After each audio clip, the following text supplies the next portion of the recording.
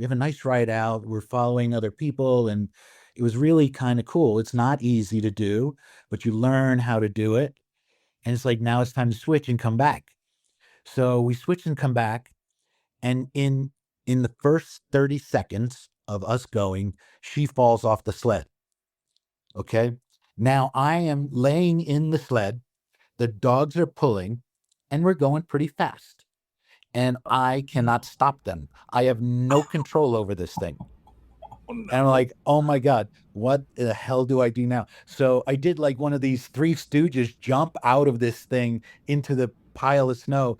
And the guide is turned around on his sled. He's yelling at us, "What are you doing to my dogs?" And I'm thinking, oh my God, my wife's trying to kill me here. She said, we're going to run off a cliff. So she walks back to where we are and she goes, "I'll stay inside the sled now." Welcome to the Where Have You Been podcast. I'm your host, Bill Ream, and each week on the pod, I have conversations with incredible guests from all walks of life. Expect to hear funny, crazy, emotional, life-changing, and even sometimes life-threatening stories and experiences that will entertain and inspire you. As always, I appreciate your likes, subscriptions, ratings, and reviews wherever you are listening. It doesn't sound like much, but it truly helps the pod get to the ears of more people who may enjoy it. And check out the website, whybpodcast.com, for links to the socials where you can find pictures from the guests and their stories, and also buy merch if you're so inclined. Now let's get to this week's episode. Thank you for being here. Welcome back into another episode of the Where Have You Been podcast. I'm your host, Bill Ream. Every week, I always tell you I have a fantastic guest. I have a phenomenal guest this week, everyone. I am honored and really excited to talk to an author, a professional traveler, if I may say that, and put that label on you, and soon to be podcaster himself. I have Neil on the episode today. And if you thank you for being here, Neil. And if you would be so kind as to tell our guests or our listeners, who you are. Who are you? Oh, okay. Thanks, everyone. My name is Neil. I am a guy who didn't start traveling until I was 40 because I was afraid of traveling. But then I met somebody who was very adventurous, and I just started saying okay to all those things that scared me. And now I've traveled to around 70 countries around the world in the last 20 years. That is absolutely amazing. Am I okay to put those labels on you that I did? Author is obvious. Yeah. Because you do have a fantastic book out there, but am I okay to say professional traveler and soon to be podcast host? I'm not going to be a podcast host. At least don't have the intentions of doing that, but I am doing a bunch of podcasts. Okay. I thought I saw something on your website. I apologize. Okay. That there Also, no. Oh yeah. On the website is the podcast that I've been on. So okay. as they become available, we're just going to put the links there. Oh, I understand. Okay. It said, okay, I misunderstood it and I apologize, but okay. So podcast guest, regular. Yes. I'm trying. That works as well. Awesome. Well, because your book is so really relevant with what we do on this podcast, actually, if you don't mind kind of sharing with everyone, what that book is about, what inspired it, and tell a little bit about and where they can find it. Oh, okay. So what inspired it is pretty much this first travel that I took. I was a corporate guy for many, many years in engineering and technical work. And I really didn't want to do that much longer, but I could never make the jump. And my first trip to Costa Rica, I agreed. She said, yes, let's do the adventure. I said, okay. And then she said, well, let's go whitewater rafting. And I said, okay. And she said, class 2 or class 4? I said, I don't know. What's the difference? She says, well, class 4 is more fun. I said, okay. And then about 2 hours in, I tell the story in the book in much more detail. And 2 hours in, I got thrown out of the boat, and I'm a really good swimmer. Like, I've done triathlons. I've been swimming my whole life. And I had a meeting with my fate. And in that river, I never thought I was going to make it out, but I did. And when I came out, I kind of got quiet around death. And so all of my fears of all of these other things that really held me back for so many things in my life kind of fell apart. And that started a whole change of businesses and travel and all kinds of things and writing a book, all these different things. If I failed, so what? Try something else. Yeah, so that sort of inspired you to say, "Let's. I got to start living, like, and doing things that really make me happy instead of what the world or the norms say that I should be doing or whatever." Right. So, Absolutely. but it kind of took you making that decision and going down that path, obviously, because you couldn't have written the book first. That wouldn't have made any sense. So, Right. you go through your probably trials and tribulations, and like you said, successes and failures and whatever, and you figured out what worked, and now you're in a fantastic place. And then you decided to share with the world how you got there. I just think it's amazing and wonderful. Yeah, it's kind of like backwards though, because it's more like um my life was based upon the way I make decisions and not the other way around. So it's not like a memoir that says, here's what I did. It's more like, okay, here's how I thought about things, and here's how it unfolded in my life.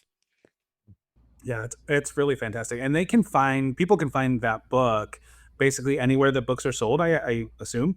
Pretty much. It's July 14th. It'll be available everywhere. Right now, it's on pre order in Amazon, but it'll be pretty much everywhere you can find a book. And it is called The 1% Door. Excellent. And before we move into anything else with any more detail around, your actual travels and things like that, I always do this up front because, and I've said this many times, a lot of people, you're traveling to and from work, commuting, whatever, listening to the podcast, and maybe you don't get to the end. So a lot of hosts will do it at the end. I like to do it up front. Can you tell people where they can find you as far as if you have socials? The website is pretty easy to figure out, but if you could share with that, please. Yeah, sure. Almost everything is set up to be the 1% door. It's all spelled out in words. And that's on LinkedIn, that's in Facebook, Instagram, TikTok, YouTube. All of those are where they can find us. Same thing for the website. Fantastic. And I will list everything, of course, in the show notes as well. Make sure everyone has a way to just click if that's easier for them. But I'm very interested to know. So I know that like travel became a thing, like a real, tangible, and not just a thing, but almost like a life plan of yours. Once you hit 40, but had Yeah. you done any travel, even regionally, locally, with your family, anything like that when you were younger, growing up, or was that really it? That 40 year old. So, I mean, growing up, we were three boys, and my parents got divorced when I was relatively young. And the three of us couldn't even make it to Burger King before we'd kill each other in the car. So my parents wouldn't take us anywhere. And I don't blame them. We were horrible people. But saying that, I mean, we would go maybe an hour away. And my first real trip was, I guess, when I was about 22 to Orlando, driving to Orlando or something like that. And then my first trip out of the country was to a resort in Punta Cana in Dominican Republic.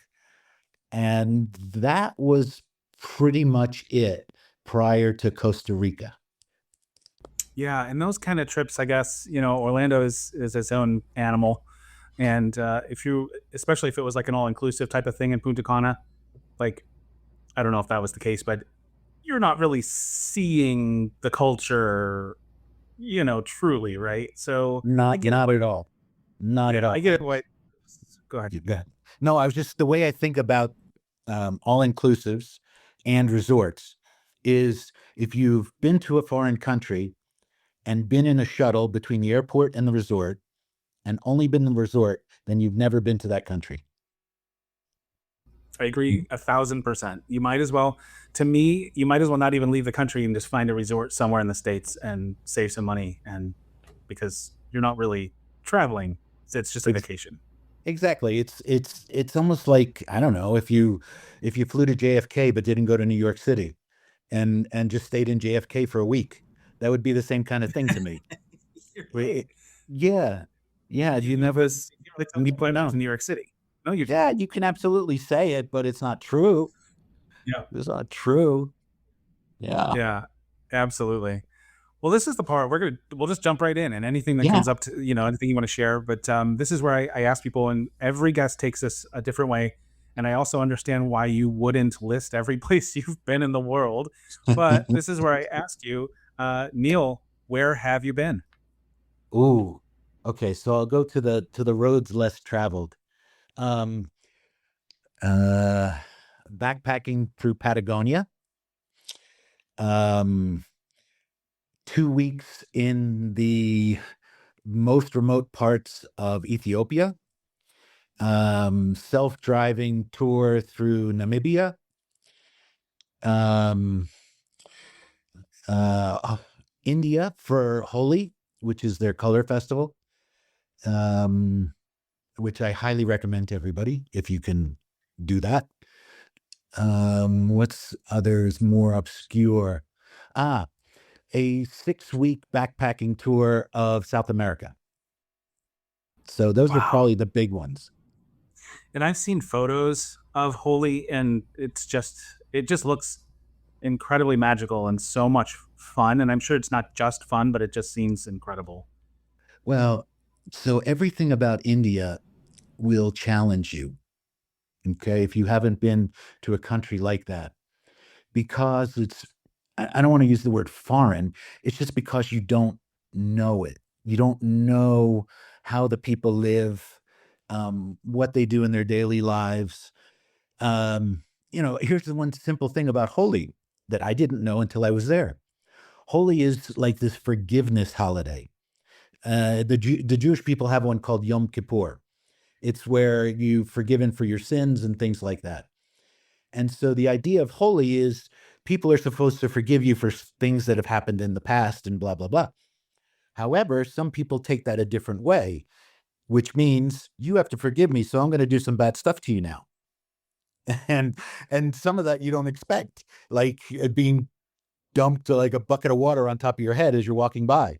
You're like, what is that for? Oh, sorry. You have to forgive me. Oh my gosh, It's like that crazy really stuff. happens. Yeah, absolutely. Absolutely. But there's so many magical things. I mean, so it's always every trip always opens your eyes. And the more culture shock you can put yourself in front of, the more you will grow as a person. Yeah, I absolutely agree with that. So it doesn't have to be from one of the places that you just listed, but those sound like ones that were very impactful and meaningful to you. If you wouldn't mind, start anywhere you'd like of where you've been in the world, and let's tell me some of your favorite memories or experiences that you've had. Oh, okay. So um every trip that was really difficult to get to is very quiet, meaning um most people won't go. And so you don't have to fight the crowd for virtually anything. And I really like that. It's not comfort. You're not going to get comfort in these places. So if you're looking for comfort, you're not going to get it. But let's take the backpacking trip in South America. Um, we started in Santiago, Chile, and worked our way north. It was with a tour company. There's maybe 15 people, and it's learning as you go. And then you need to cross the border into Bolivia. Now, Bolivia has lost every war it's ever been in. So it's very poor. It has almost no resources up until that point. Now it has tremendous amount of resources because they have this salt desert that's a mile thick of lithium. So they're going to make a lot of money at some point. And but when you go through these things, it's like you don't even know what you don't know. I'll give you an example. We're in these land cruisers heading across the salt flats, which are, I don't know, I think it was like 3 days, 3 days in the vehicle. And what we didn't know is that the tour company only gives the driver enough gas to make it, not 1 gallon extra. I would have lost my mind if I knew that before. There was one day we were about a kilometer short and we had to walk to get to our accommodations, which weren't really accommodations. They were more like a barracks in the middle of nowhere with nothing around. So those kind of odd things. What you find in this desert of nothingness is that everything, as far as the eye can see, is white, and then it goes to blue above you. And that's all you see. There's no mountains, there's no hills, there's no anything. So it's really cool for camera tricks. You can make all kinds of cool photos that way. And then the best part is at night, it's the first time that I realized that when I looked up at the sky that I saw the Milky Way. I'd never really known what the Milky Way looked like until that night. And Wow. it kind of looks like this cloud. It's kind of like a thin cloud that goes from one end of the sky to the other. And it took me a few minutes to say, what is that? But there was so many stars and this cloud. And I'm like, ah, I got it. It's the Milky Way.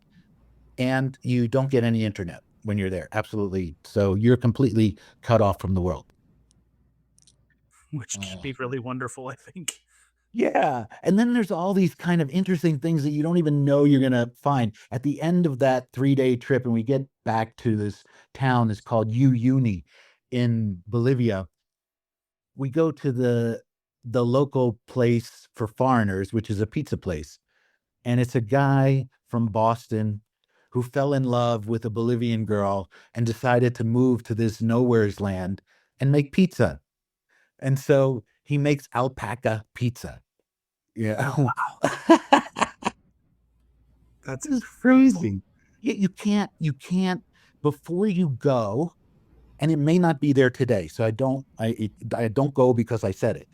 But before you go to a trip like this, you can't even imagine the things that you may discover along the way. Yeah, absolutely. How many people do you remember about how many people were on that with you? I think there was somewhere between 12 and 15 So people with us. a Yeah. lot. I mean, that's a pretty Yeah. intimate group. Yeah. And I don't know if I don't know if I should mention the travel company because I used them a few times, but You're welcome to if you'd like. I haven't used them in a number of years and I don't want to recommend them this way. I used them 15 and 20 years ago. It was called, at the time, it was called Gap Adventures. Now they got sued by, I guess, the jeans people because they got Brother. popular and they're called G Adventures. And it was a really good company. Again, I don't necessarily recommend it, but it's good for small groups. It's good for places that you would be really nervous about going alone or know what to do. And that's the kind of trip I would take a tour with because, I mean, trying to get a guy who's going to take us across the desert for 3 days, I don't know. I'd rather have somebody who's done it before Yeah, for that I sure. know. And you can see is reputable and stuff like that too. One of the questions I ask people typically later on, but because we're on this topic of you were traveling in a group, um, and we've talked offline, but and I so I kind of know some of the answers I think that I might ask you, but the listeners don't. So do you enjoy having those like when you're in a group like that, are you just kind of focused on the tour and the travel, or are you having conversations with the other people and kind of getting to know others and even locals when you're stopping in places? Oh, absolutely. It's all about people. It's always about people. It's really, I would say, less than half is about the place than it is about the people, for me anyway. Because, yeah, you're going to see these amazing things that you never thought of seeing in your life. But to hear the stories, um, those are the most fascinating. And these trips that I've taken to these remote places, usually I'm the only American there. Maybe there's one other, but typically they're Europeans, they're from Australia, things like that. People who go on these trips more because their work schedules allow it. The US work schedule doesn't allow for this kind of stuff typically. I was going to ask you if it had to do with that, or just even geographic location, or maybe like some of these locations maybe are more well known on that side of the world, or I don't. But I was going to ask you that, so you kind of answered that already. Yeah, it's What? some of it is geolocation, where they come from, the cost to get there, things like that. Others are when you go on these kind of trips, these are well-seasoned travelers. They're not first timers. Or the other person who would go on a trip like this would be the gap year person. Okay, yeah, like you said, somebody who has the time. Yeah. Yeah. What made you decide to do that trip in particular? Well, it's a really good question. So at that point, I had had my business up and running, and I was working in it virtually every day. And I knew that what I really wanted to do was travel, and that's the reason I made money, was so that I can go see the world. I was so curious about it, and I couldn't get away. So I used the trip as my, I don't know, call it nudge, call it force, call it fear, whatever, that I set the date. I said, you have to figure out how to get outside of your job, outside of what you're doing, and be totally disconnected and put your entire life savings on the line and see if it works. And so I used that as like, this is the work I need to do. So I would test all these different things and I would try and stay away for longer and longer and longer until I felt really secure in that I think I got this. But when I got on that plane that day, which was probably about 8 months after I started that journey, I was not 100% sure it was going to work. So did it kind of end up being sort of like proof of concept? Once you were there, you got through it. Like, okay, this can work. Mm-hmm. It's exactly what it was.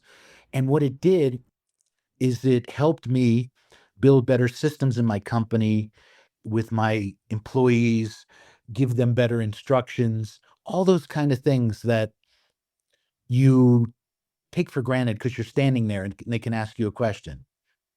So it forced me to be um, a better manager, forced me to be a better businessman, things like that. Yeah. And so once you have the ability to disconnect yourself from your job or your business or things like that without it completely falling apart, then you can really explore freedom in the world, not only just travel, but also to grow whatever you're trying to grow, whether it's a family, whether it's a career, whether it's a company. Once you have your base covered, like your expenses and things like that, then you can really explore. Yeah.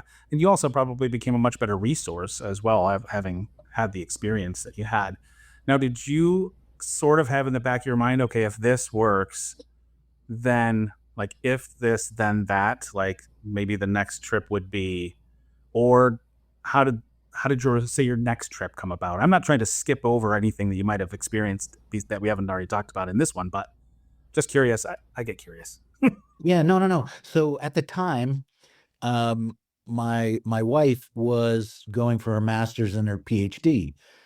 So our travel was limited by her schedule, not mine. And so I would try and plan from the day she got out of school until the day she needed to go back, that we would be gone, whether it was a 1 week trip or 6 weeks or 3 months. That was how it all started of really moving forward with travel. And once you have that ability, the cost of travel goes down dramatically. And I'll explain that why. Because let's say you're flying out of New York and you want to go to Europe. Okay, that's one flight, and you got to pay for it on the way back. And now you're back and back to work. But if you don't have to come back for 3 months, now you're in Europe. Do you get on a train and just go to another country? Or do you jump on a plane and go to Kuala Lumpur? Or do you go to Doha? Or do you go to Morocco? So what happens is you start finding a new base and then just like this hub and spoke kind of thing to travel around that base. And is quite inexpensive.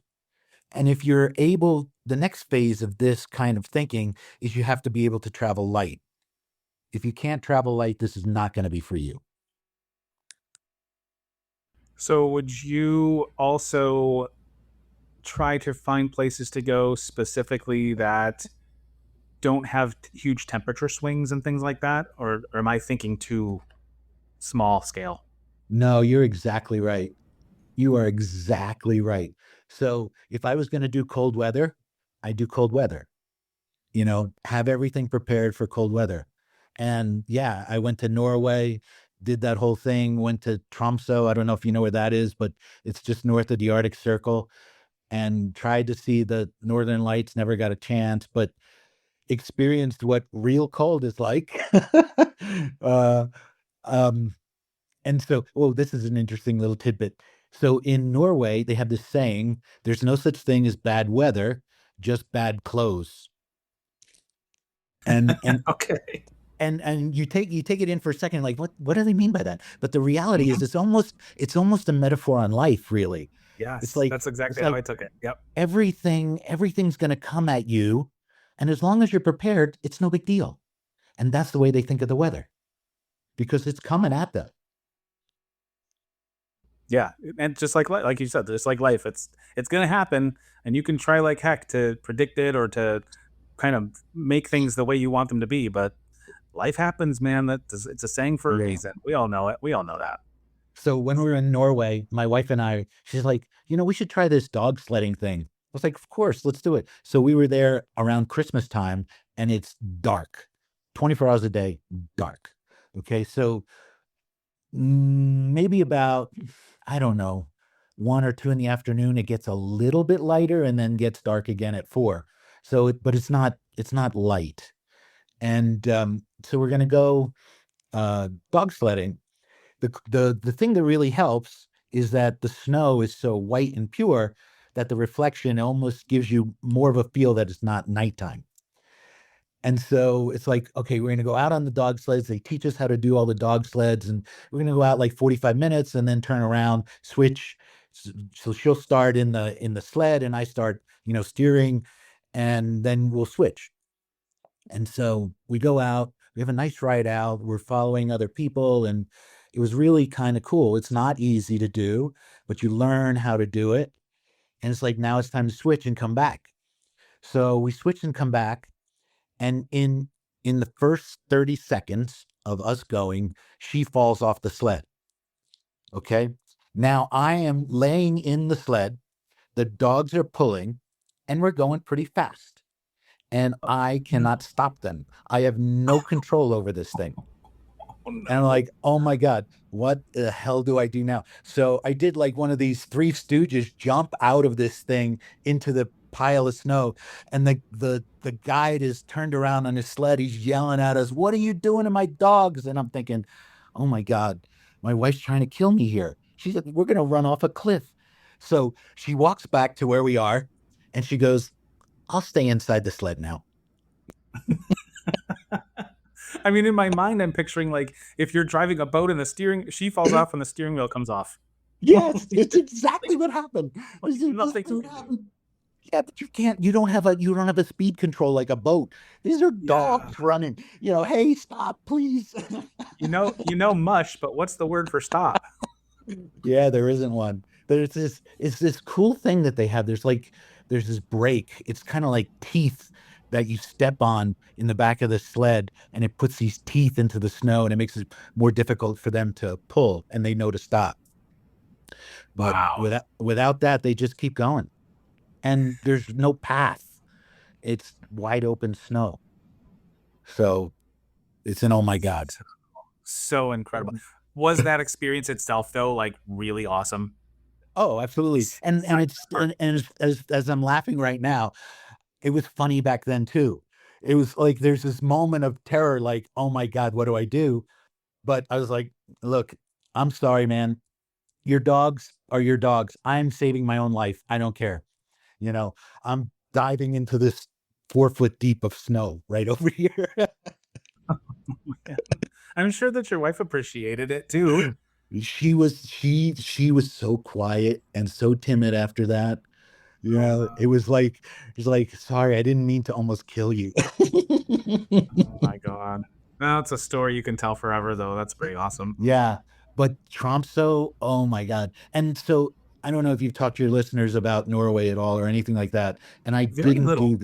I didn't do this in Norway, but here's the cool thing about Norway. They have cruises all over Norway, but it's not like the cruise that you would see like a Carnival or something like that.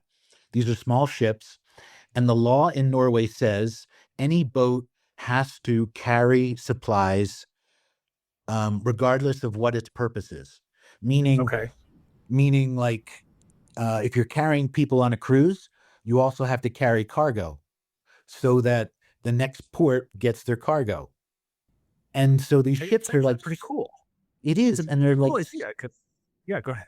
no, they're like sort of cargo ships, and they're sort of work ships, and then you're sort of on it. And I didn't go on it, but the whole boat is just covered in these icicles that can be like maybe 6 inches long to 4 feet long. If you can imagine, like the railings all around a cruise ship just covered in ice. That's the idea. And it's got these big pieces of equipment that lower pallets and whatever, and you go from one small little place to the next small little place that you almost can't get to any other way. And that's the type of cruises they have. And that's probably the only cruise I would do really in the world because all the other ones kind of bore me. Yeah, is the water current strong enough that it's just the water won't freeze over, or like if it's if it's that cold, 4 foot icicles, like that's Yeah. amazing. Well, I mean, it's the ocean. So, Okay. I didn't realize it was yeah. actually in the ocean. Okay. Yeah, they're right on the ocean. They have these things called fjords, which are Mm-hmm. sort of like a cape or a cove, but surrounded Hmm. by these high mountains, and they're stunning, stunning. Um, so a lot of people will go to a place like Norway in the summertime, but I'm telling you, winter is really a good time to go too. Yeah, I believe it. That's awesome. Yeah. So you and I are we meet for the first time. We're sitting down in a bar with these experiences so far have just been awesome. But we sit down in a bar and we realize through conversation that we both really enjoy travel. Like, what are some of the first stories that you have to share absolutely with a stranger heaven? Oh, well, it really depends upon the level of the stranger. Because some people are not open to real conversations like that. Uh huh. So I would kind of ask where you've been, what you like, things like that. And then depending upon what it is, I would gear it. So if you said, I like outdoorsy stuff, so I might talk about Patagonia, or I might talk about Iceland, or I might talk about Nepal. Or if you said, I really want to see other cultures, I haven't seen it, something that's really different. So I might talk about India, or I might talk about Ethiopia, or even Morocco. Or really, oh, I forgot about this one. One of my favorites is Jordan. Mm. Please, if anyone who's listening wants a really, really good trip that's going to open up their whole idea of what the world is, Jordan. Wow. I don't know if we've touched on Jordan, so please, by all means, take us there. Okay. So you land in the capital city, and um it's not like these very heavy Islamic focused kind of countries. It's pretty modern as far as that. The food is quite good. Um, but the people you meet are really open to talking about themselves, their country, how people see them. So that's a really good thing in the capital city. Um, the name is escaping me at the moment. I'll remember it. But then we went to the Dead Sea, and it's a simple trip. It's maybe, I don't know, a couple hours. And I believe the Jordan side is a better side than the Israeli side for the Dead Sea. Very, very nice, very clean, very simple, really cool for pictures. You get in the water, you float, um, you cover yourself in mud and things like that. I'm going to give you my one rookie mistake. Okay. Do not put your face in the Dead Sea because the salt content is so high that it goes right through your skin into your eyes and you can't get it out. It's like number one rookie mistake. Don't put your face or don't scoop your hands and try and get the mud off your face with the water from the Dead Sea. Oh no. Oh, and so after that happened, now we can't see where the shower is. It's about 100 yards away, and we're walking with our hands over our eyes, just in pain, saying, "Oh my God, I can't believe this! I can't believe this!" And we finally make it to the shower where we can rinse our eyes out. But that's my one piece of advice for this whole episode: don't put your face in the Dead Sea. That's then, incredible. then the next place to go is Petra. Okay, I don't know if you know Petra. It's one of the seven wonders. Hmm. Um, cool little town. They got the best desserts that they have there. They make this huge kind of I don't know, I can't remember the name. It's maybe a round thing that they bake in that's 4 feet in diameter and maybe 2 inches high, and they cut you out a slice. It's fantastic. And going into Petra, you just kind of walk from this little town that it's in. Highly recommend be the first one there in line. Whatever it is, whenever they open, be the first one there in line. You will never get a good picture if you're not. And so that's what we did. And I think it was like 6 a.m. Nobody was there. Um, and we got some great pictures. But Petra is fascinating because it's so much bigger than the one main picture that people see. It's enormous. And you can climb high and low. It was a complete city of where trade would happen back in the ancient times. And people know, I think they call it the vault or the library or something like that, which is the main iconic picture that everybody takes. But that's not the only one. There's some that are just fantastic. It takes at least 4 to 6 hours to see everything. It's a lot of walking. So be prepared. Um, Definitely worth it. As soon as the people show up, definitely leave. It's not much fun anymore. Hmm.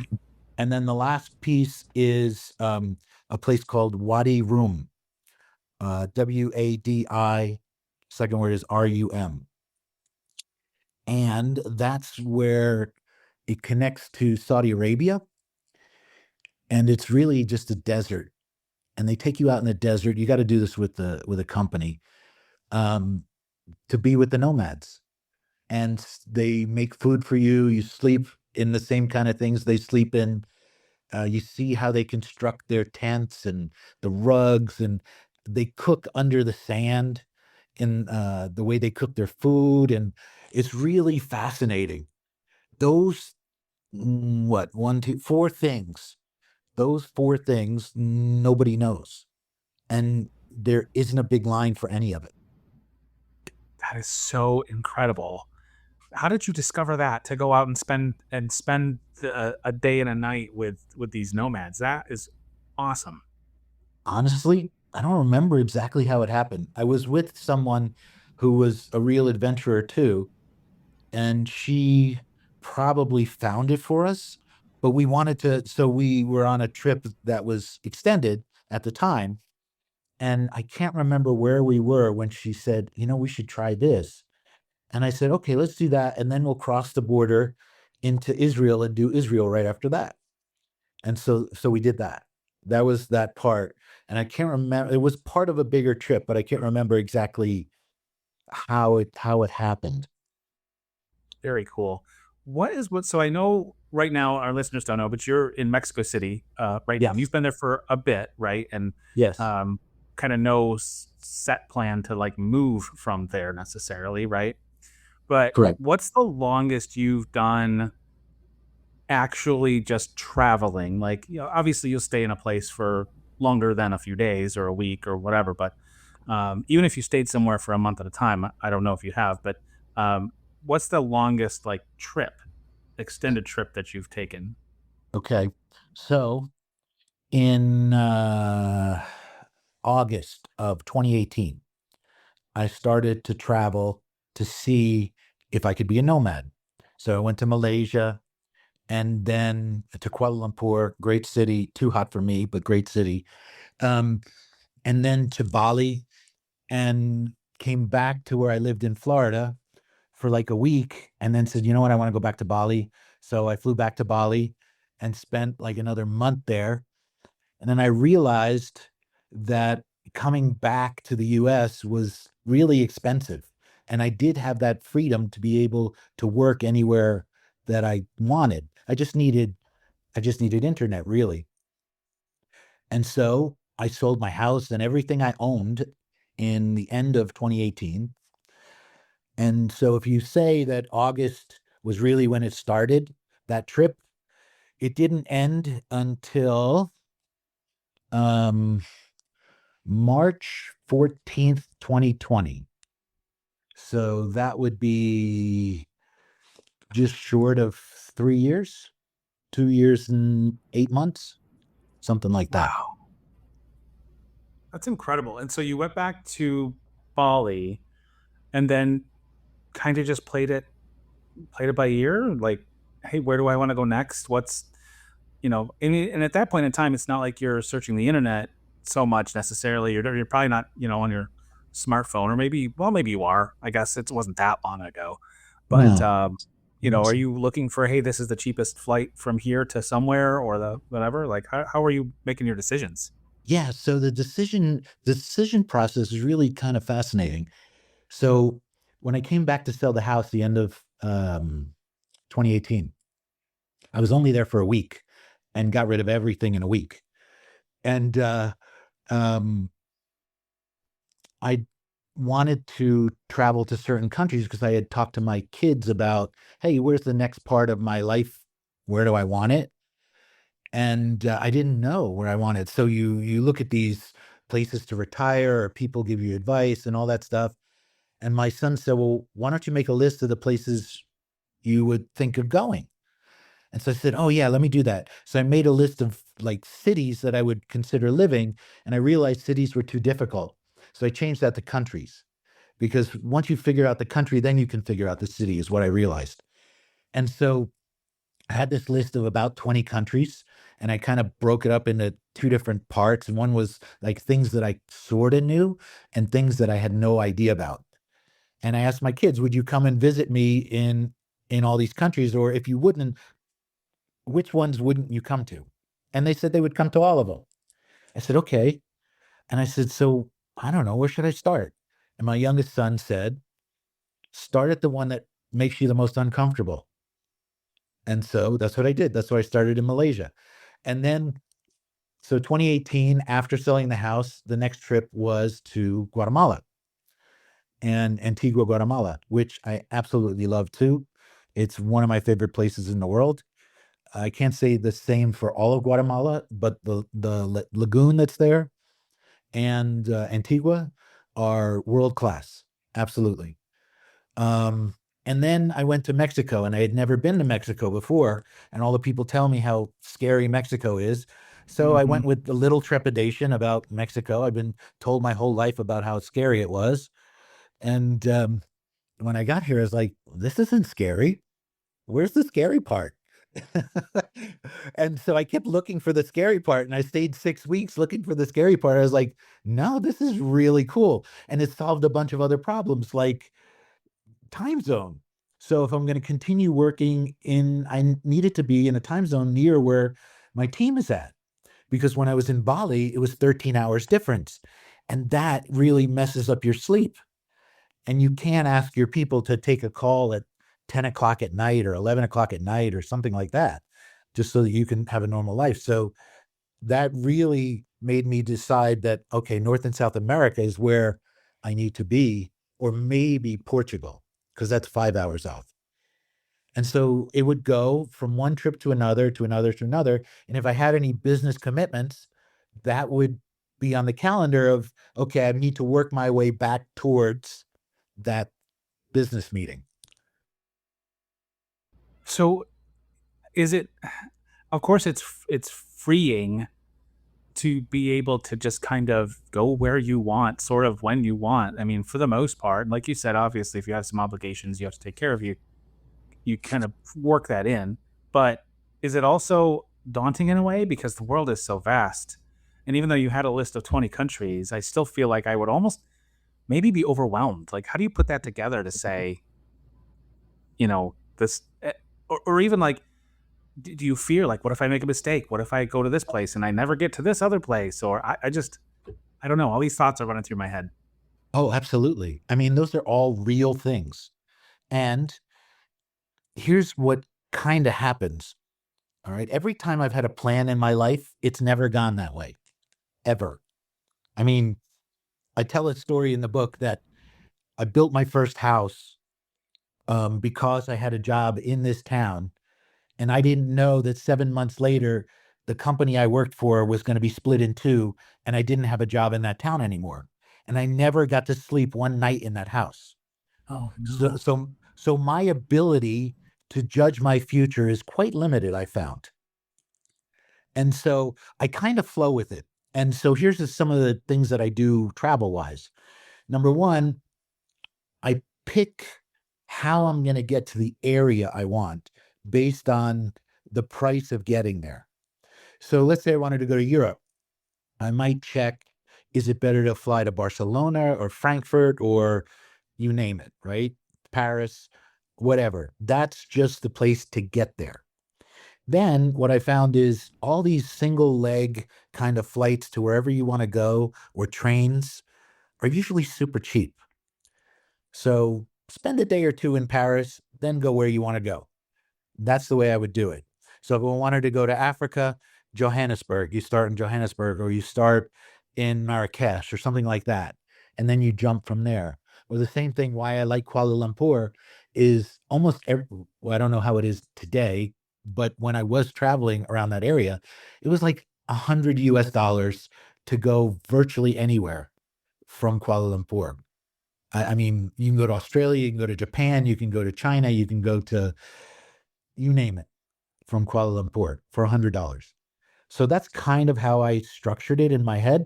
It's like, if I want to go to Asia, here's how I get there. Then we'll say, all right, this is kind of the plan, but every time I've made a plan, it's always been changed. So I tend to not make reservations for more than the next 3 days wherever I go, because I realize that my ability to make good decisions without the right amount of knowledge is limited. Well, and also if you make reservations further out, it also limits you in a way too, because if you can't cancel that and you decide that you're done and you want to go somewhere else, um, you're kind of putting yourself in a box. So Absolutely. Yeah, I don't do any of that box stuff because being remote and you never know if there's an emergency, right? So if I'm on a trip that I'm planned out for 3 months and someone in my family gets sick after 6 days, do I kill the whole trip? That's the kind of thing that, life does get in the way. And you have to, for me, it's like, okay, I need the freedom to do it, which is why I travel with just a backpack and don't have a roller bag or any of that stuff. And I've learned how to travel very light and be able to get on the next plane if I'm unhappy. Like here, I'll give you the last one I was unhappy at. And it had nothing to do with the place. It had to do with the weather. My wife and I wanted to go to Basque Country and do the whole thing. So it runs basically all the north of Spain and part of France. And we were going to rent a car and go from one place to another, to another, to another. And she's like, "Oh, let's just get the reservations." And I said, "No, we're flying into Madrid. We'll get to San Sebastian or something like that, which is in the north, by car, and then we'll decide." We got there, and it was cold rain. And the forecast for the next 7 days was cold rain for the entire region. So if you had all your reservations, you're going to sit in your hotel room in the cold mhm. rain being unhappy. That's not me. So I said, okay, where can we go? And so I started looking and I said, you know what? Let's just drive back to Madrid, get on a plane. We can go to Marrakesh. It's $100 round trip. And then we take this week in Marrakesh. We come back and see if it's still good to go to the Basque Country. And it was. And so we just rerouted during that time. Yeah, that's so awesome. I can't even imagine having that kind of freedom, and that's why I need to buy the book, of course. But but yeah, really fantastic. That and Well, had you been to Marrakesh before at that time? I had not. I had not. Okay, so that was your first time, and you've been there since. No, I'd only been there Oh, once, and okay. and it's fascinating because it's so hot, but they figured out how to reduce the heat without air conditioning in most places. They built these walls that I don't know, like a yard thick, and the way they structure the houses is such that the sun doesn't come into the bottom. So the bottom of the house is actually quite cool all the time. And it's kind of nice. And so you get in these buildings that have been built, I don't know, 1,000 years ago, something like that. And so you've got that part of the city. They call it the Casbah. And then there's the new part of the city. So we spent some time in each. And you get a completely different view of what Morocco is about. Wow, very cool. I guess literally in some of the houses in Marrakesh. Yeah. Yeah, and there's always, like, this little pool in the center of the house, which is also kinda cool too. In Yeah. the center of in the center of the house. Yeah, there's a little, like not like a swimming pool, but maybe it's 10 feet long by 6 feet wide kinda thing, but it's a pool that you can go in that's maybe up to mid-chest height. So like a wading Yeah, like a pool. wading pool that they enjoy if you need to cool down or whatever, or yeah, there seemed like a lot of houses in the Casbah that had that style. That is fascinating. And so, and not to keep just asking about like travel, like No, no, absolutely. This is a how travel. you travel, but because I do want to hear more of your stories and experiences. But when do you stay at a variety of places? As far as like sometimes it's a hotel, sometimes it's like an Airbnb. Do you enjoy one over another? I kind of get the feeling or the sense that you might enjoy like an Airbnb a little more because it kind of puts you more in the in you know like sometimes in the middle of a village or a town where you can kind of feel it more. But I don't know that. So how does that work Well for you? well, it really depends on, length of stay.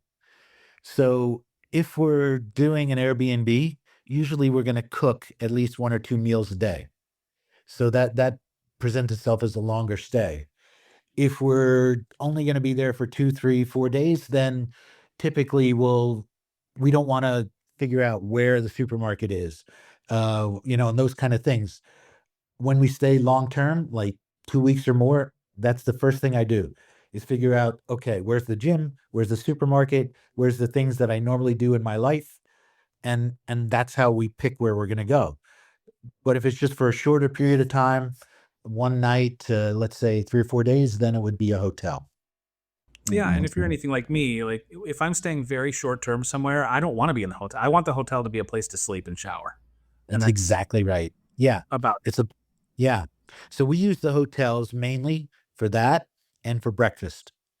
That's it gets you going, you don't have to figure out where to go for breakfast, things like that, unless the food is really bad, and go out, but that's how we would start it, and then leave the hotel for the day, come back at night, or come back to shower sometime in the middle, but that's about it. yeah, really really fantastic so far. So is there anywhere else you can think of off the top of your head that's just one of your favorite places that you know sometimes I'll ask a question and then I'll phrase it this way, and because I really enjoy hearing emotion, and so like that like the story you told with the sled dogs was hilarious, and in hindsight you said that you laughed then too, so that's good. But Yeah. I like to hear funny stories. I like to hear those stories that are like this was really frightening, whether it's not necessarily life threatening or anything like that, but sometimes frightening just because of the unknown, Uh-huh. or just really emotional, like this just hit me with whatever the feels, I guess, that the kids say. Yeah, so I'll give you the quick funny story first, which is like 1 minute. Okay. On that trip, that 7 week trip, we're in the bus going from one place to another. It's some public bus or something like that. Really, really not the coolest bus kind of thing. And they're playing a movie. It's in Spanish, and I don't really know what it's about, but it's like this horror film. And ultimately, I asked my wife, who speaks Spanish, what is this about? And she goes, oh, they captured these tourists and now they're burying them up to their necks and torturing them. I'm like, really? That's what they're playing here right now? Is is we're the tourists and they're going to bury us up to our necks?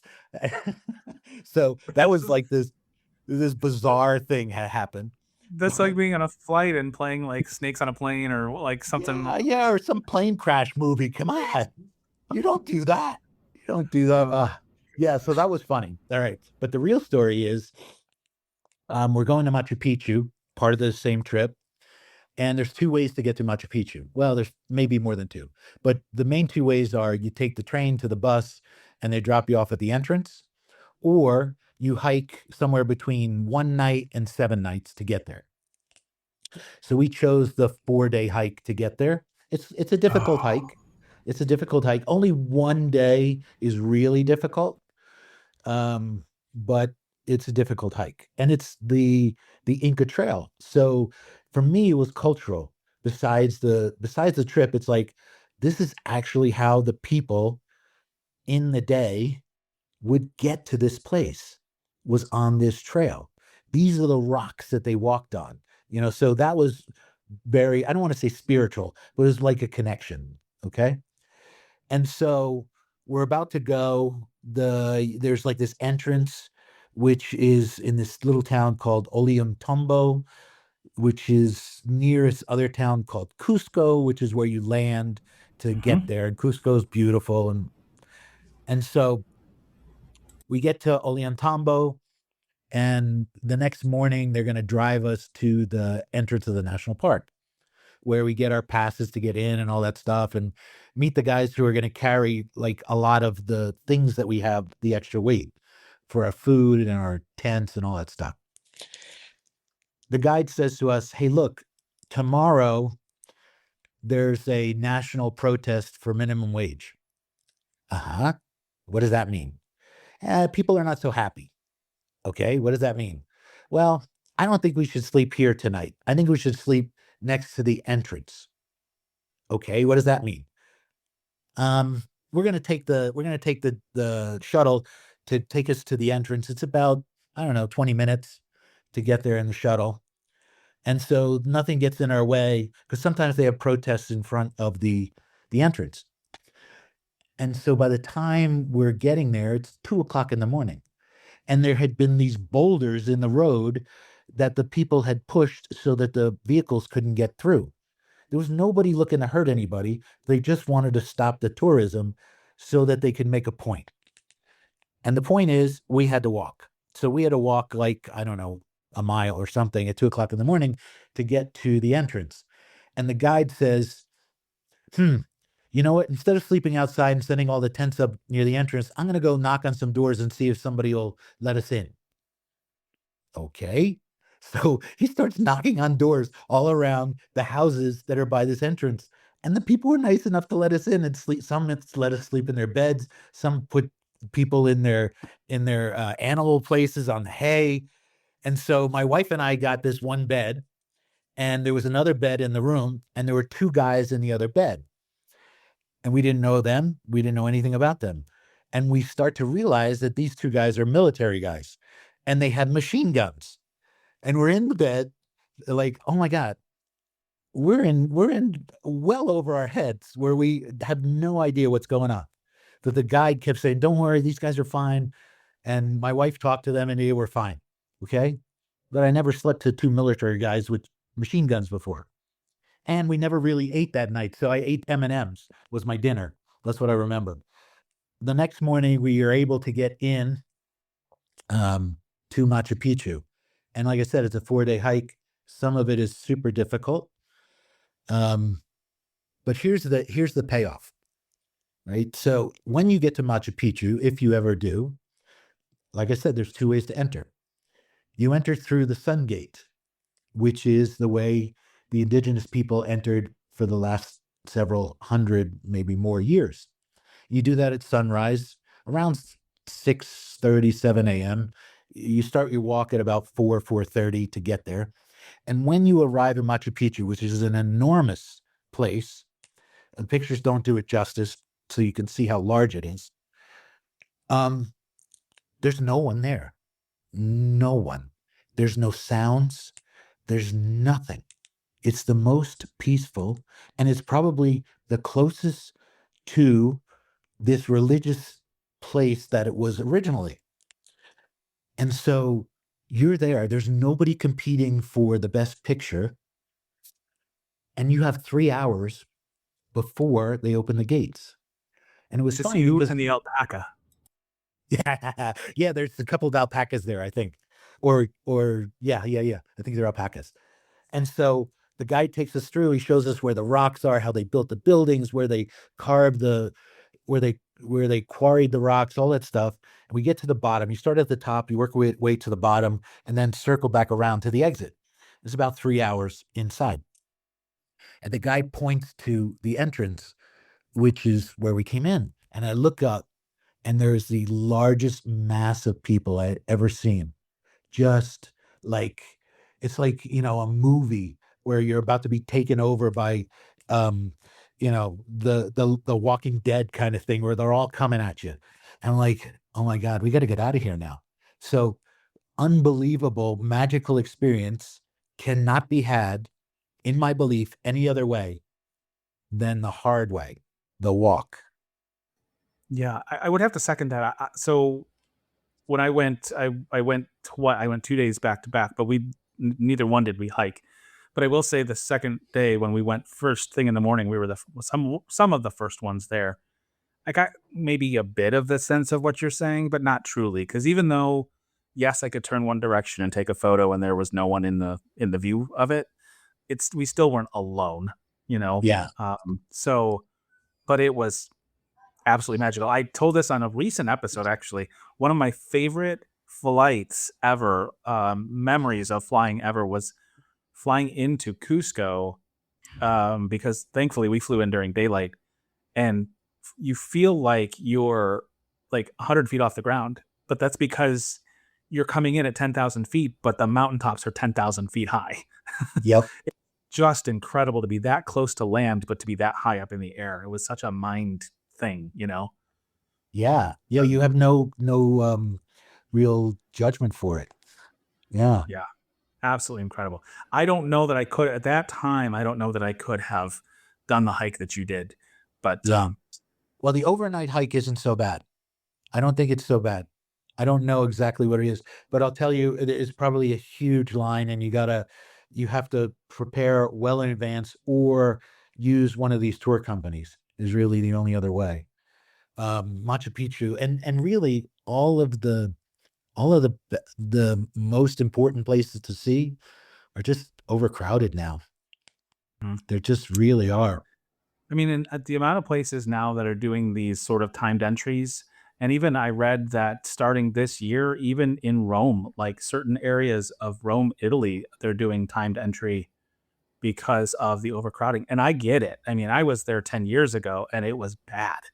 Yeah. So I get it. And I guess that's maybe, again, we don't do tips and tricks, but we do. I mean, once in a while we throw some out there. I would say if you're ever planning on going like to any big city that has major sites, that it's one of those things that you can't go without saying I saw it, right?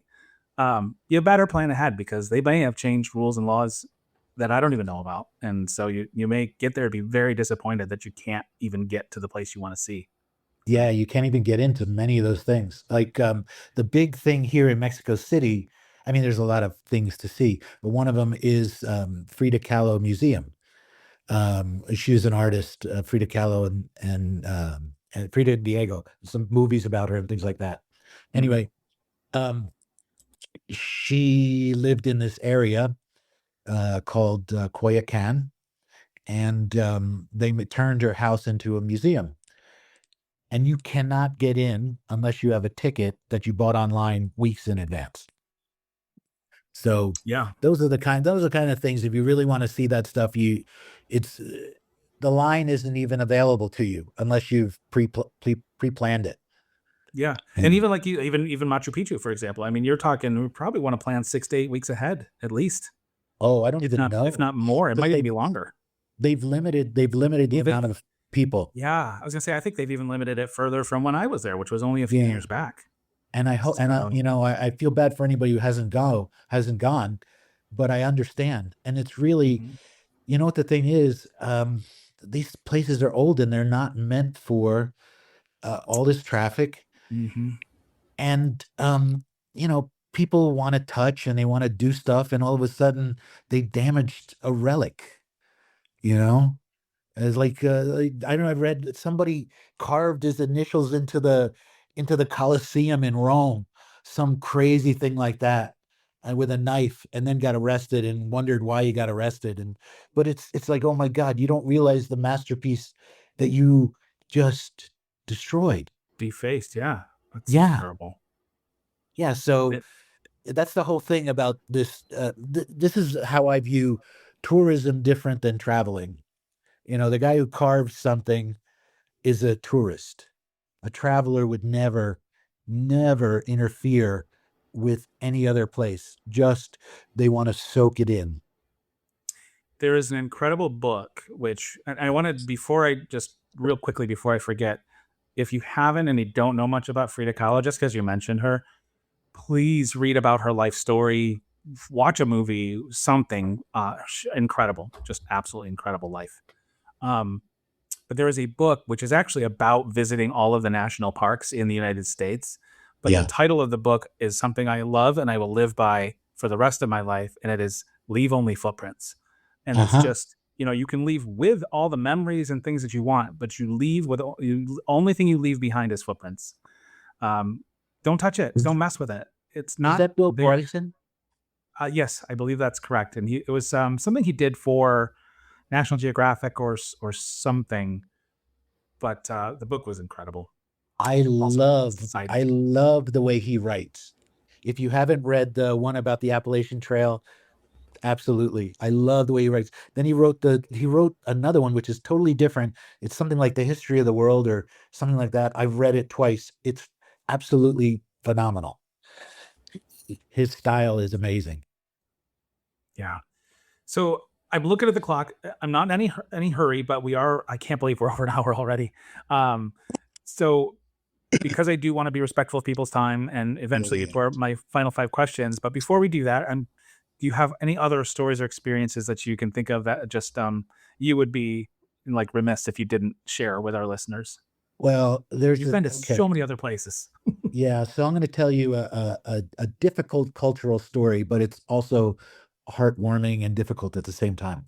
So the Omo Valley of Ethiopia, which is about a 3-day drive from the capital city of Addis Ababa, is it's nowhere. Okay, there's nothing there, nothing at all. Their cattle, they raise cattle is the main thing that they do there. A lot of things that are very not normal in the modern world happen still. I had been there in 2009. I don't know how much has changed. I know they were building roads, and that probably changes a lot. But anyway, these people in these tribes lived like they did 1,000 years ago, and you can actually walk in and see it. And we got the ability to go to one of their coming of age ceremonies. Think of bar mitzvah, quinceañera, those kind of things, that happen in other people's worlds. So their coming of age ceremony is called bull jumping. And if I can describe it to you, the father of the boy who's going to come of age has to invite the entire tribe from every direction, which can be hundreds of people. He has to pay for their food and shelter and care while they're coming for this 3 or 4 day event. The whole tribe rallies around the boy because he's got to run across the backs of, like, I don't know, 10 or 13 bulls that they hold together The older men hold the bulls in place so that they don't move. He has to run 3 times back and forth, and he does it naked. He's probably somewhere between 9 and 12 that he's doing this. And so the thing is, there's this whole connection between the people.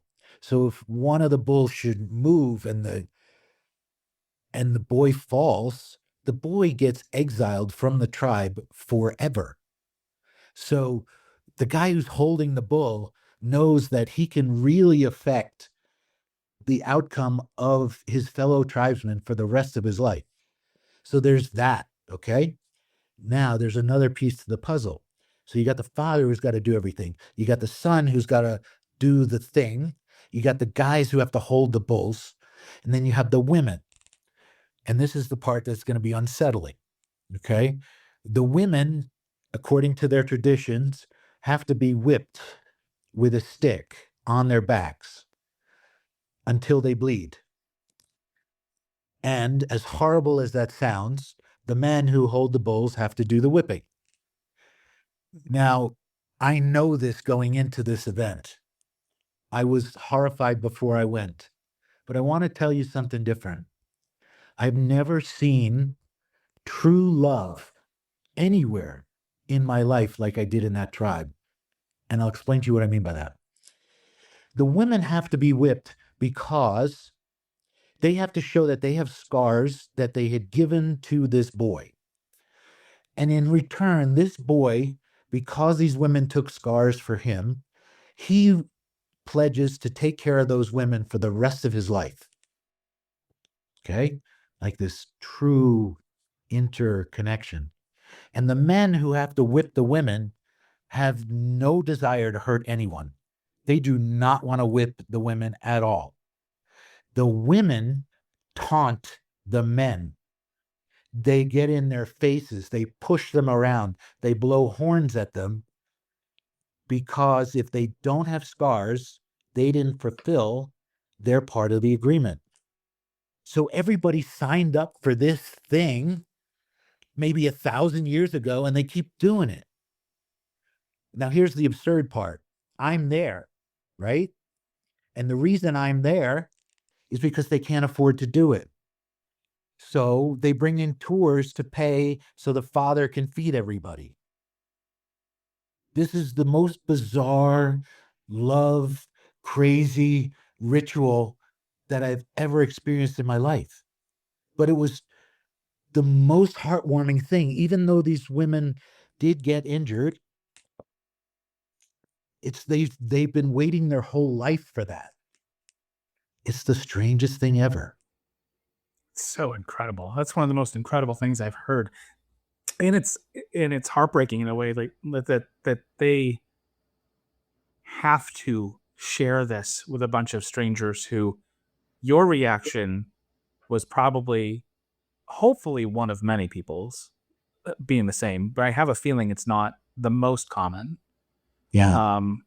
And if people go into that and don't actually appreciate what they're seeing, I don't know. I just feel like it's almost an invasion of their privacy, but they have to do it in order to continue.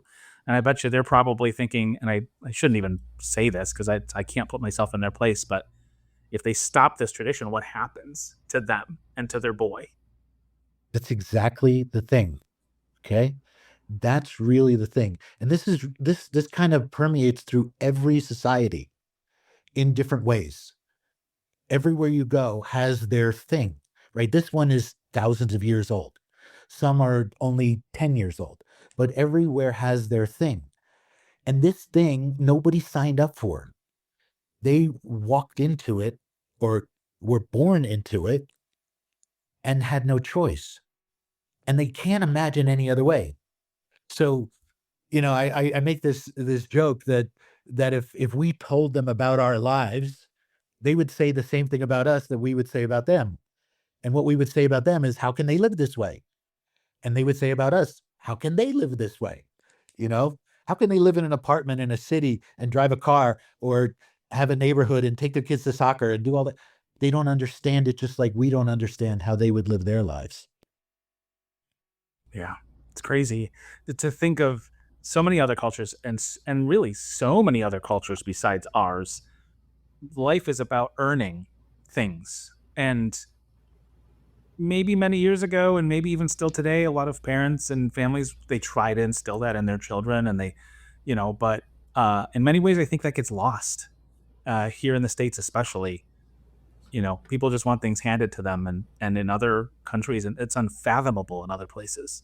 Oh yeah. And in some Yeah, places they won't even accept a gift because yeah. and I've heard stories even on this podcast of something as simple as a stranger inviting you into their home because maybe your car broke down or whatever, and they give you something, and you just want to give them some money in return, and you give them money, and they're like, no, no, now and then they have to give you more. They have to give you something else because they can't just accept the money as a gift or a token. They have to earn it, and Uh-huh.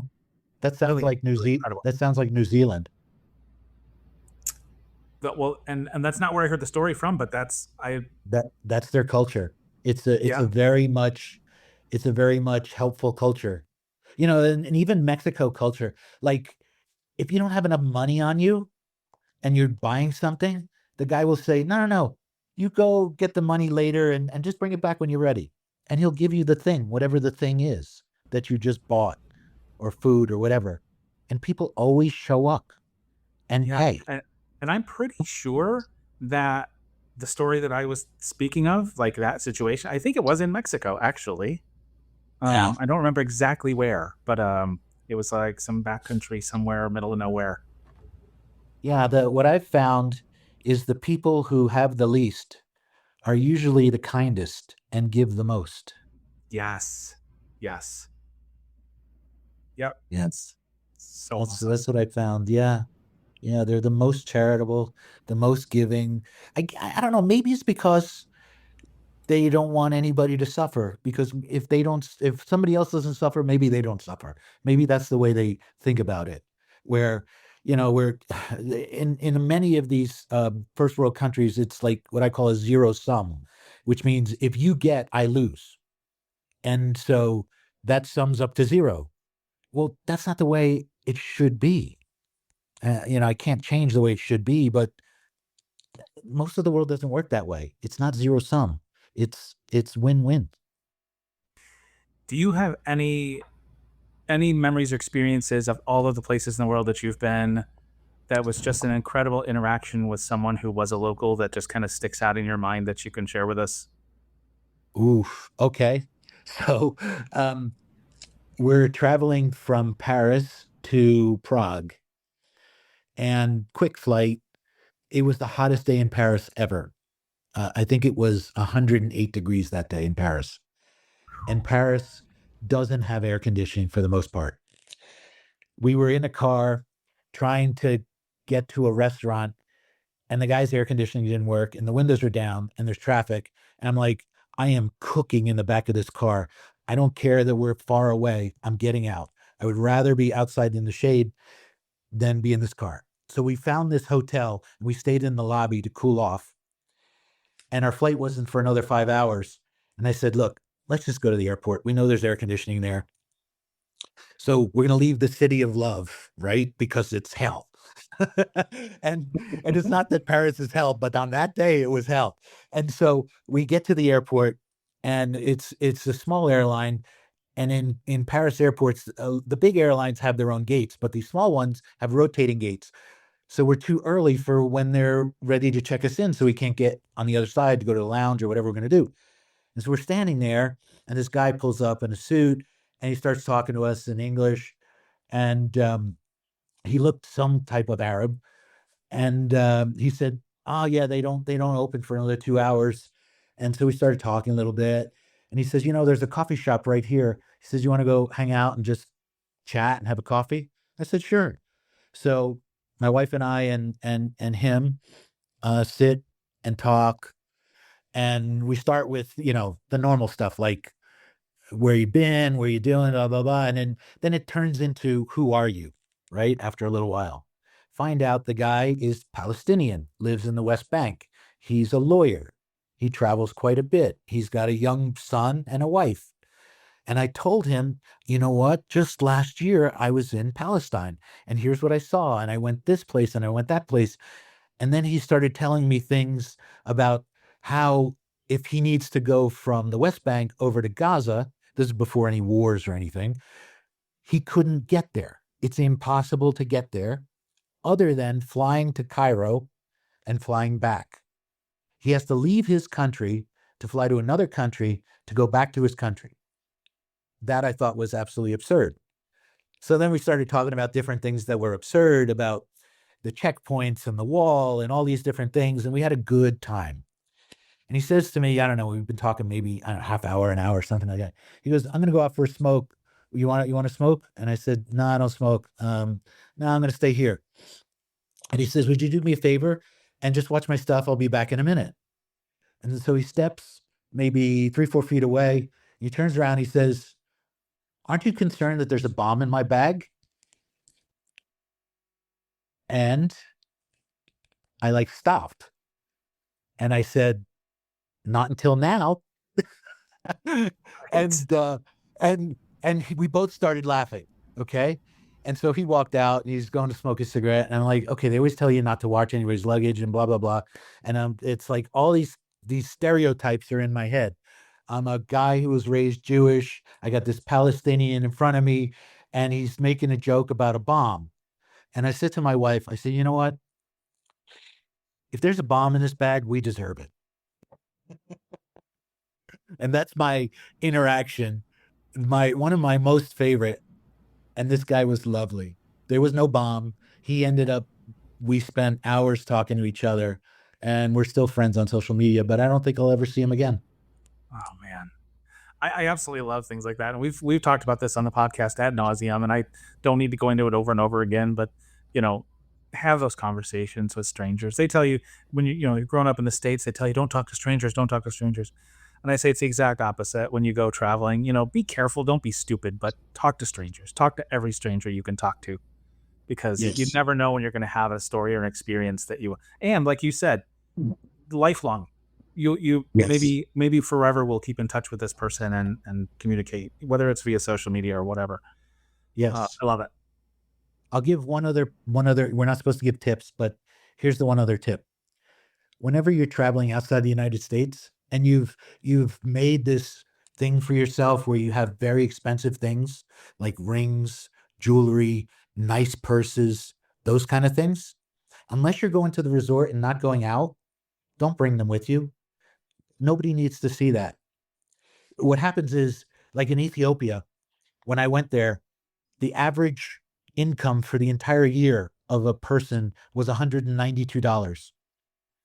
And so if you have a ring that's worth 5,000, this person that was honest their whole life now has a way to get 20 years income.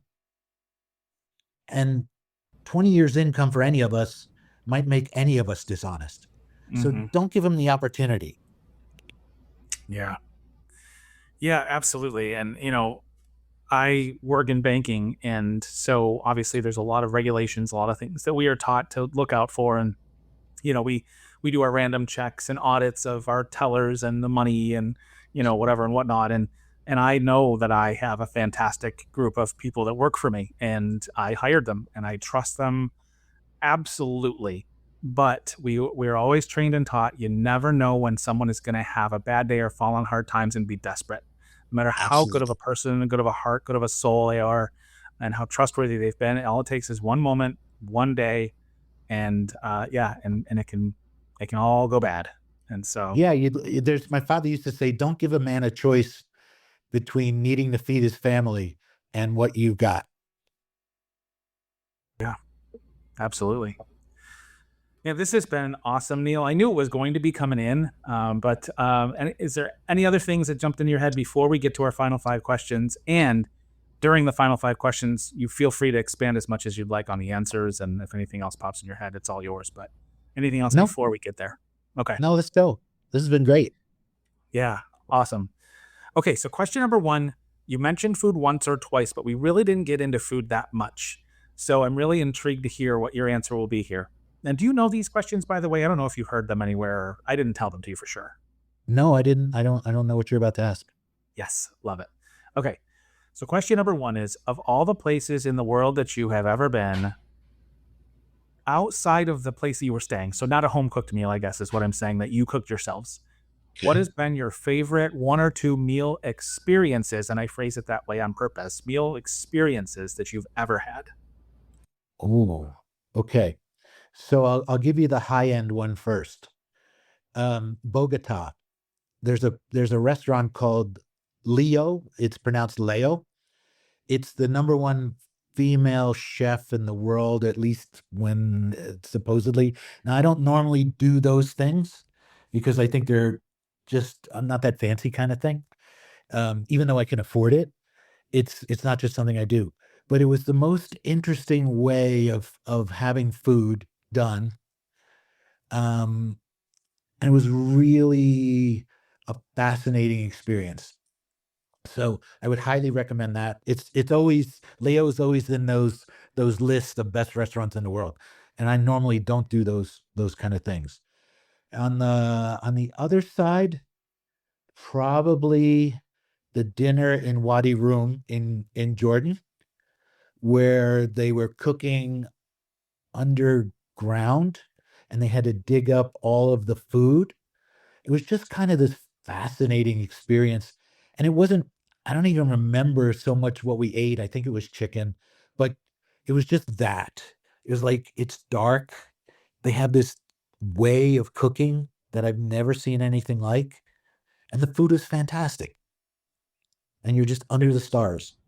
I'm glad that you mentioned that because we kind of zoomed past that part, and I was actually really interested to hear about that because I've seen things like that, like on food type documentary shows or whatever, but never experienced it, and I wondered how that ended up being. Was it? And even like when they were like taking you didn't see them put the food in, right? You just saw them take it out.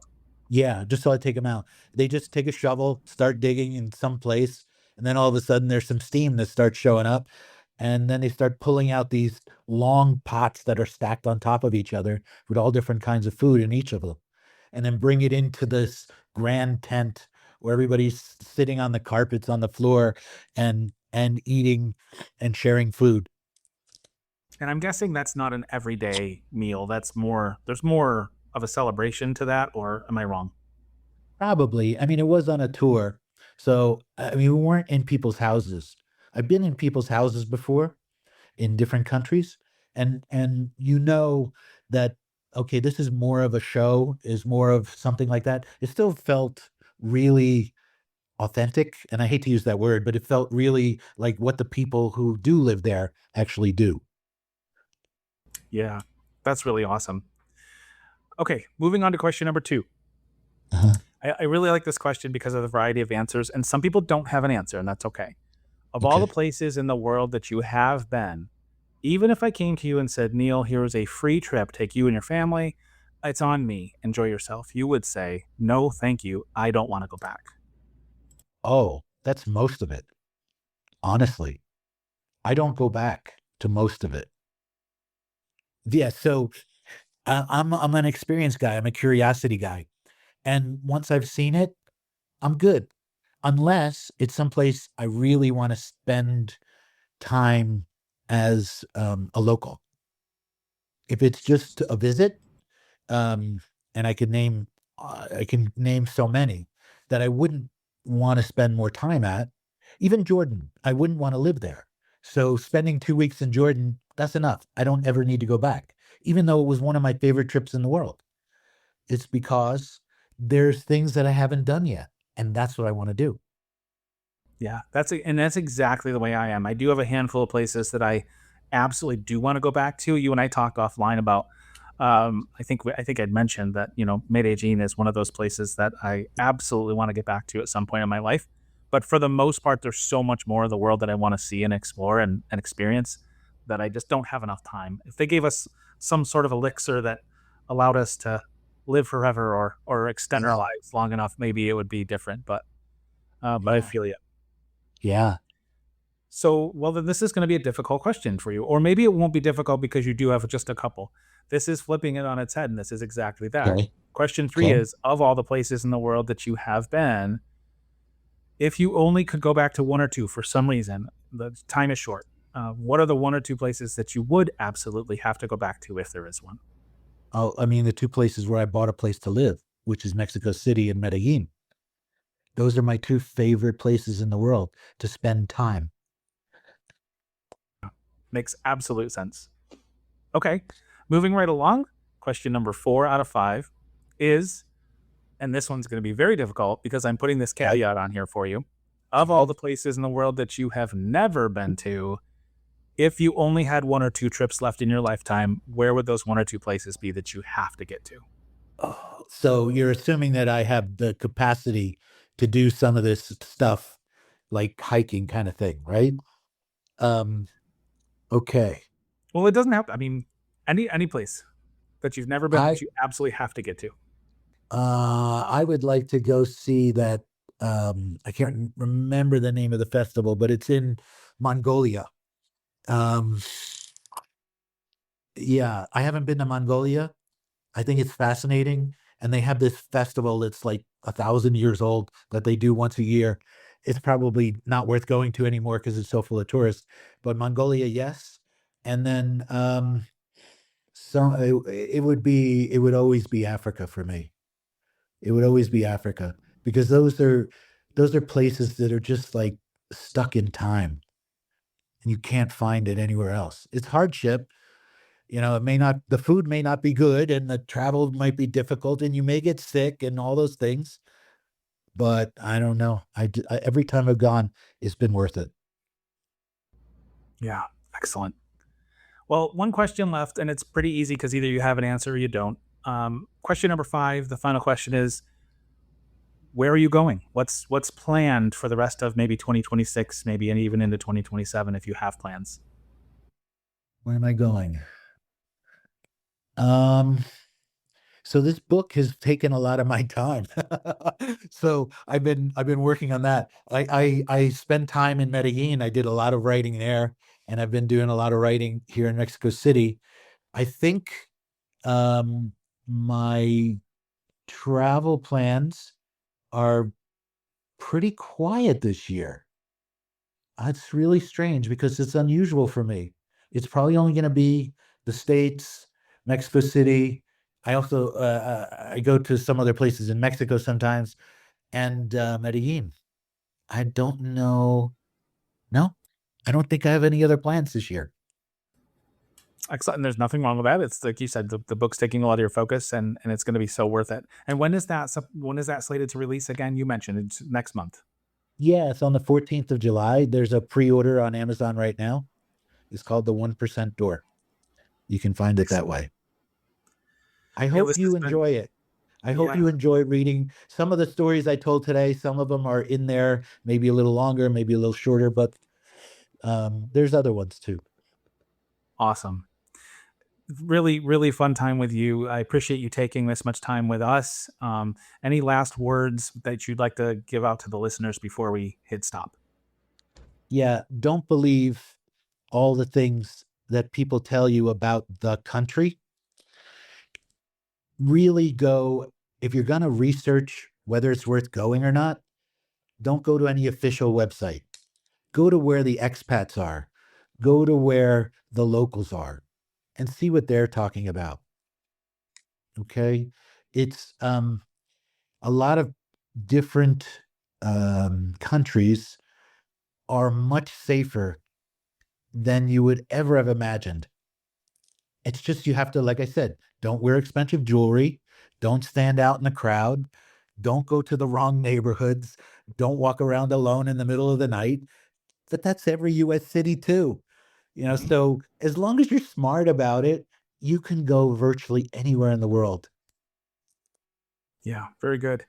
I am so interested to see where life takes you. I'm so Oh, interested to thank read you. the book. I'll be keeping an eye out for that. I'll mark it on my calendar for sure. And I just, again, want to say thank you so much. This has been a real joy. So thank you, Neil. I appreciate you and your audience. Thank you. And hopefully we'll talk again. Yes. Oh, and happy Father's Day, my friend. Ah, thank you. Same to you. And there's another episode of the Where Have You Been podcast in the books. Thank you so much for listening today. It was another great guest with some great stories, as always. And I hope that you will support all of the guests by checking out the show notes and going to their web pages, seeing any socials and projects that they may have going on.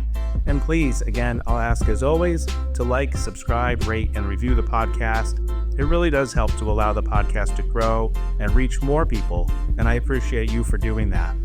Also, if you haven't done so, check out the website, whydpodcast.com, where you can find blog posts. If you'd like to be a guest, please register to be a guest on the site, and check out the merch page. There's some really cool stuff if you're interested in representing the pod, along with some other cool travel items and apparel that I'm working on every day as well. Join me again next week for another great guest with more incredible stories. New episodes drop every Sunday just after midnight Eastern Time. Until then, thank you for being here, and have a great day.